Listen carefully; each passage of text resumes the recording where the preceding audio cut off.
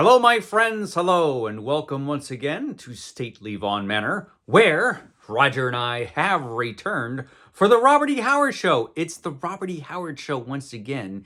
And today we are talking about a pretty exciting book that was just published from the Robert E. Howard Foundation Press.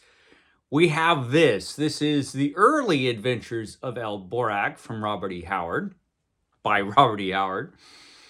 And I was pretty excited to see this published. El Borak, the desert adventurer. El Borak was a gunfighter from the American West who went to Afghanistan and had many adventures there. And the El Borak series was excellent. I love those stories. Francis Xavier Gordon, who took on the name El Borak the Swift when he went to Afghanistan. Excellent series of stories, and all of the entire regular series of stories of El Borak can be found in this book. This is El Borak and Other Desert Adventures, which is published by Del Rey, and this is a magnificent and pretty good sized book. This is pretty big. This one is almost 550 pages long, and it has not just the entire El Borak series, it also has the Kirby O'Donnell stories and a Steve Clarney story in here. Basically, it's all the desert adventures that Robert E. Howard wrote.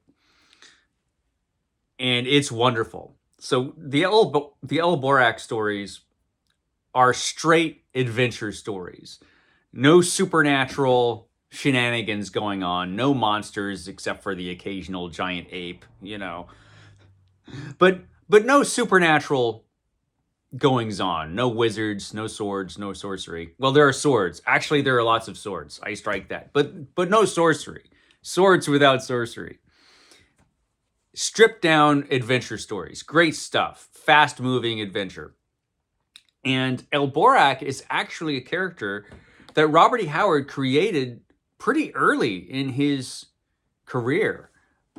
And that's where these stories come in, because these stories are not really officially part of the El Borak series. If there is an official El Borak series, they're all in here. But like I said, this character is one that Robert E. Howard created very early. He is the first adventure character that Robert E. Howard came up with, really, of the characters that we know. The famous ones like Conan, for example, or Bran MacMorn, or Kull, or Solomon Kane. And El Borak is one of those characters.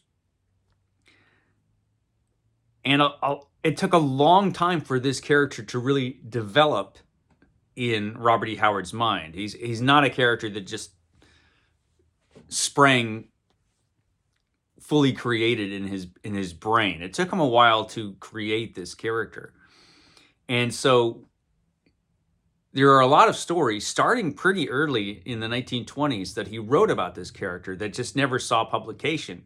But he kept writing and working on these stories. But a lot of these stories that you'll find in this volume have not been available in other places that I'm aware of. So most of the stuff in here I've never read at all. And that's one of the reasons I'm pretty excited about this book. And so what do we have in this book? We have many stories that are mostly unfinished. When we look at the table of contents here, we have the coming of El Borak. And so these are all the early stories that have a character called Francis Xavier Gordon or El Borak in them. Like the first one is The Iron Terror, which is actually a whole story, but then that's followed by Gordon the American, which is actually untitled and unfinished, followed by The Coming of El Borak, which is unfinished. And most of the other stories are unfinished in this section. Actually, they're all unfinished in this section.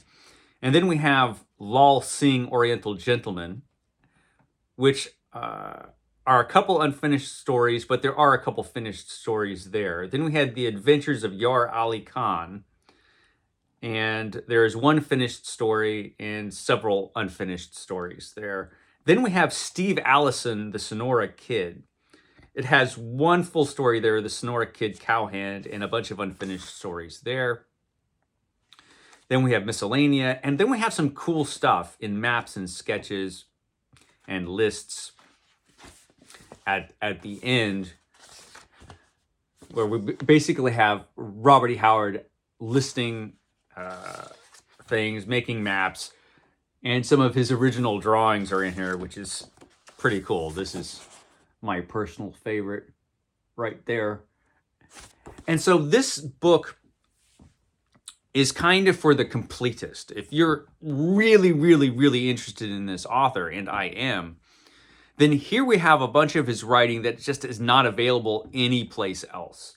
Like I said, all of the regular series of Borak stories from the pulp magazines, they're all in here in this wonderful volume. And I would pick this up. If you haven't read the Borak stories and you're a Robert E. Howard fan, man, you really need to read them.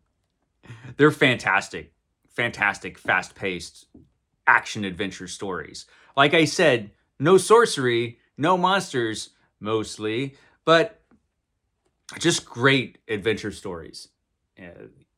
I love them. So yeah, get this book. If you don't already have this book, get it and read this.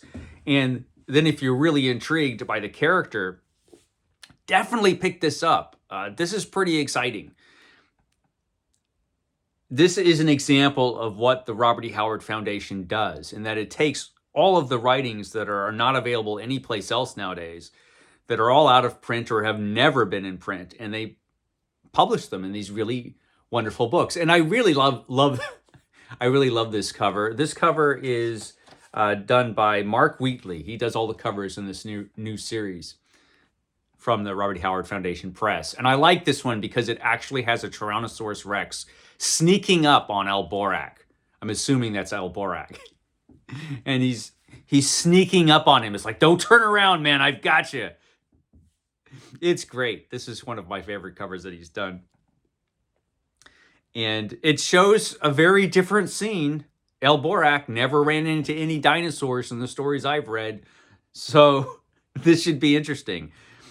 So I have not read this book. These are, like I said, these are almost all of these stories I've never even seen, which makes this really exciting. I will get to it, and once I read it, I'll tell you all about it. But I did want to tell you that it's out there because it's pretty exciting. Like I said, if you're really, really into Robert E. Howard and his writing, here's some stuff that's just not available anyplace else. And it shows the development of this character, Borak, and how Robert E. Howard worked on this idea over the years before it finally became